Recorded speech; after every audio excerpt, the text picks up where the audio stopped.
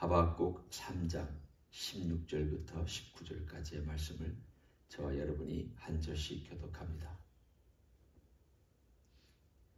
내가 들었으므로 내 창자가 흔들렸고 그 목소리로 말미암아 내 입술이 떨렸도다.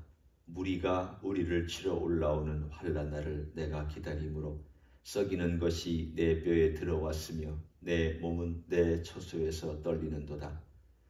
비록 무화과 나무가 무성하지 못하며 포도나무에 열매가 없으며 감람나무에 소출이 없으며 밭에 먹을 것이 없으며 우리의 양이 없으며 외양간에 소가 없을지라도 나는 여호와로 말미암아 즐거워하며 나의 구원의 하나님으로 말미암아 기뻐하리로다.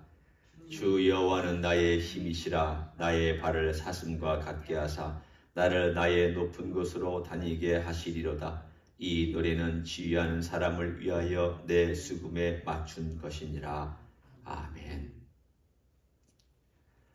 우리가 잘 알고 있는 이 하박국 마지막 부분은 사실은 쉽게 나온 노래가 아닙니다. 우리는 이것을 가스펠송 중에도 이런 가사를 가지고 노래하는 노래가 있긴 하지만 한편으로는 저를 포함해서 이 가사의 의미를 우리가 얼마나 알고 부르는 것일까? 우리가 그 상황과 그 처지를 얼마나 짐작하고 부르는 것일까 하는 그러한 생각을 할 때가 있습니다. 왜냐하면 오늘 16절과 17절에 있는 이 상황을 생각하면 이건 요즘 한 근래에 대한민국에 사는 사람이든 또는 미국에 사는 사람이든 한 60년, 70년 동안에 이런 상황을 겪어본 세대가 거의 없기 때문입니다. 아주 없다. 이렇게 말할 수는 없지만 그러나 거의 없다. 이렇게 말할 수는 있습니다. 혹시 6.25 때 처참한 상황, 집이 폭격에 무너지거나 식구들이 포탄에 의해서 돌아가셨거나 먹을 것이 전혀 없어서 고아처럼 떠돌아다녔거나 예를 들면 그렇게 고통스러운 전쟁을 몸으로 겪은 어떤 세대가 지금 살아계시다 한다면 어쩌면 이 말씀이 무슨 말씀인지 피부에 닿게 이해하실 것입니다. 그러나 저 목사님 가난해 봤어요. 네, 가난한 것 가지고 이걸 이해 못합니다. 제가 생각할 때는 그렇습니다. 저 아파봤어요. 아파본 것 가지고도 사실은 이거 이해하기 힘듭니다. 오늘 여기에 나와 있는 상황은 다 빼앗긴 상황입니다. 다 빼앗긴 상황입니다.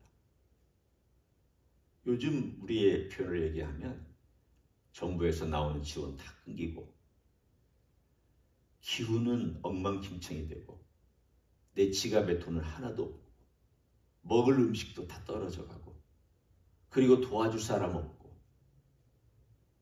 제가 지금 5가지를 얘기했을 때 자, 여러분이 이 땅에서 어떻게 사십니까? 제가 어떻게 살고 여러분 어떻게 삽니까? 그때에 나는 과연 신앙과 믿음을 고백할 수 있을까? 하박국이 지금 예상하고 있는 이 가까운 미래에 올 것이 바로 그 미래입니다. 심지어는 자기 목숨도 어떻게 될지를 모릅니다. 내 자식의 목숨이 어떻게 될지 모릅니다. 먹을 것 당연히 없습니다. 오늘 여기에 제가 몇 가지인가를 따져봤더니 무화과 나무, 그 다음에 포도나무, 감람나무, 밭, 우리, 양, 이 6군데 그들이 주식으로 먹고 주식으로 대하고 양을 먹는다는 말이 아니지만 양의 젖 같은 건 먹고 있으니까 소, 닭 갈고 또 농사 짓고 이러한 하나님께 드리는 어떤 양 같은 거 하나님께 드릴 것도 없고 아무 우리의 양, 외양간에 송아지 아무것도 없고 심지어는 어디 내가 좀 열매라도 따먹을 수 있을까 봤더니 무화 그렇게 무성한 잘 자라는, 비가 잘 안 와도 그렇게 잘 자라는 무화과의 열매도 듬성듬성 있고 가지도 듬성듬성 있고 포도나무에도 거의 열매가 없고 감람나무 소출도 없어져 버렸고 생존할 수 있는 근거가 다 사라져버린 지금 상황을 지금 그가 바라보고 눈으로 바라보고 하나님 앞으로 그런 날이 올 텐데 그런 일이 우리에게 닥칠 텐데 제가 심장이 떨려서 노래를 할 수가 없습니다. 지금 그게 16절과 하시는 17절의 고백입니다.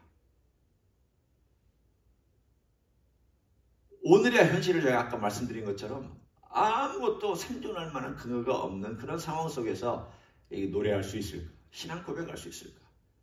사실은 자신이 없습니다. 쉽지 않습니다. 이 풍요로운 미국에 살면서는 더더군다나 상상이 안 됩니다.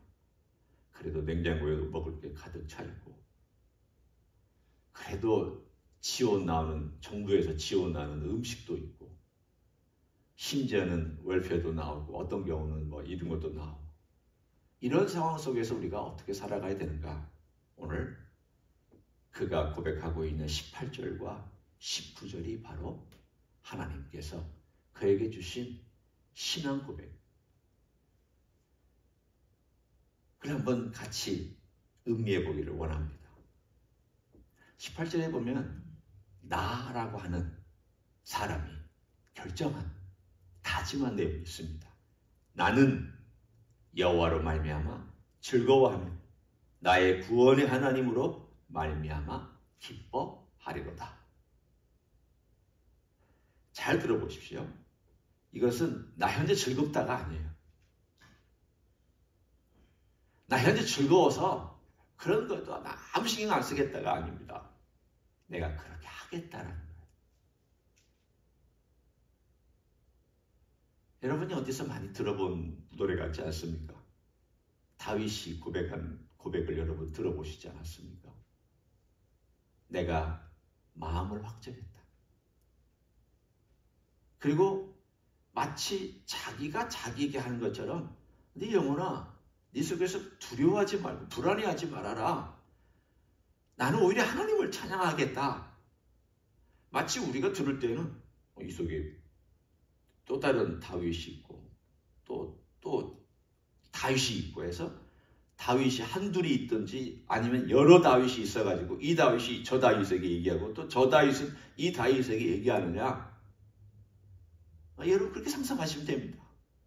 왜냐하면 하나님을 믿는 우리에게는 옛 것을 따라가려고 하고 욕심을 따라가려고 하는 내 소리가 있습니다. 그것도 내 내면에서 들리는 소리입니다.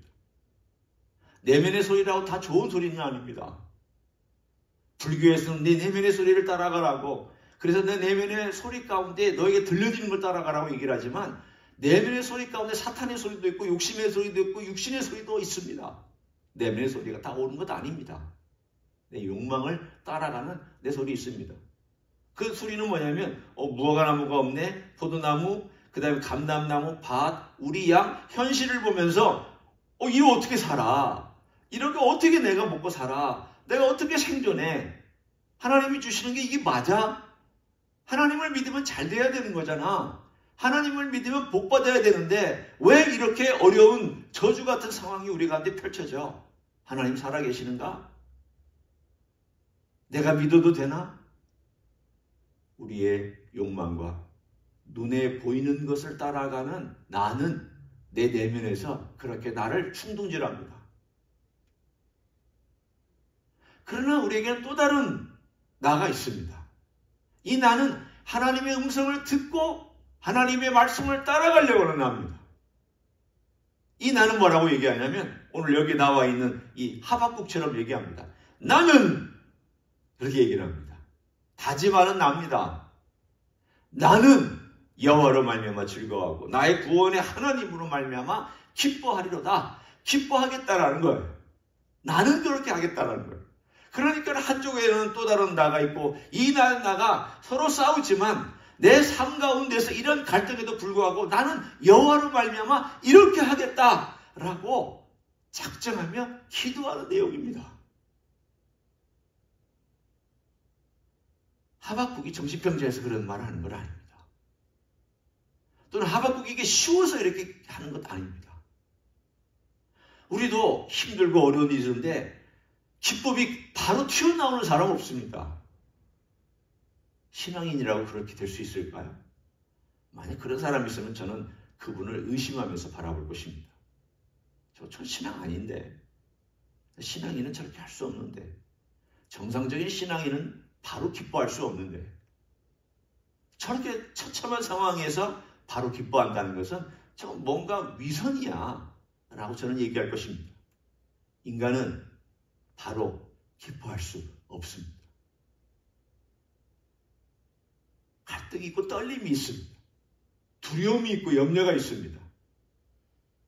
내 안에서 얘기하고 있는 나의 욕망을 따라가는 자아가 나를 충동질하는 그 떨림과 하나님에 대하여 도전하는 마음이 있습니다. 그러나 동시에 그럼에도 불구하고 성령의 음성을 따라서 성령의 소리를 듣는 또 다른 나가, 너 두려워하지 마라. 너 염려하지 마라. 너 세상의 소리 따라가지 마라. 네 내면에서 내 욕망을 따라가는 그 소리 따라가지 마라. 너 하나님 따라가라. 눈에 보이는 것 따라가지 말고 들리는 걸 따라가라. 하나님의 음성을 들리는 걸 따라가고 하나님께서 약속하신 것을 따라가고 하나님께서 주신 것을 따라가라고 나에게 말할 때 나는 어떻게 해야 되느냐? 다짐하고 결심해야 됩니다. 그게 신앙입니다. 신앙은 결코 쉽게 얻어지는 것이 아닙니다. 제가 우리 예수님 믿고 구원 얻는 게 쉽게 얻어지지 않는다 그 말을 하려는 게 아니라 신앙의 성장은 참 어려운 과정들이 많습니다. 그냥 예수 믿고 구원받는 것, 이거는 우리가 처음 태어나는 순간 바로 되는 거지만 태어나는 건 내 맘대로 안 된다 할지라도 일단 태어난 다음에는 얼마나 많은 과정들 겪습니까? 힘든 과정도 겪고 자라는 과정도 겪고 때로는 상처도 받고 때로는 어려움도 겪고 그 과정 속에서 신앙이 성장하는데 이 신앙이 성장하는 가운데 결정적으로 이런 어려움이 닥치는 때가 왔을 때 우리는 어떻게 할 거냐? 오늘 하박국이 한 것처럼 고백하는 하나님 앞에 주님, 제가 고백합니다. 스스로 그래서 내 입술에서부터 이런 고백이 나올 수 있도록 우리 하나님 앞에서 우리가 영적인 훈련, 성령님께서 도와주십니다. 주님께서 도와주십니다. 이런 훈련을 계속 해나가는 것. 이런 훈련이 없는 분이 신앙 성장이 없더라고요. 신앙은 저절로 성장하는 게 아니기 때문입니다. 그냥 말씀만 보고 있으면 성장하느냐? 그것 아닙니다. 성경 공부만 하고 있으면 성장하느냐? 그것 아닙니다. 그냥 기도 열심히 한다고 성장하느냐? 그것도 아닙니다.